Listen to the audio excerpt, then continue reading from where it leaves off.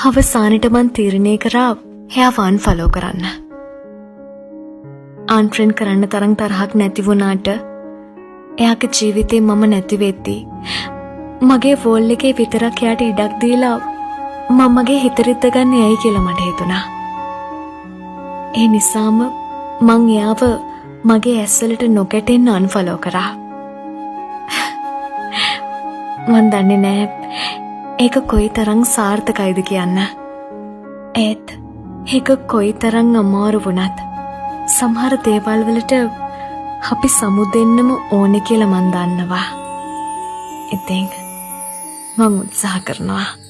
යලින්නයයි කියා නොකරමි ආයාචනා සනසීම සොයපු තැනක ලැබු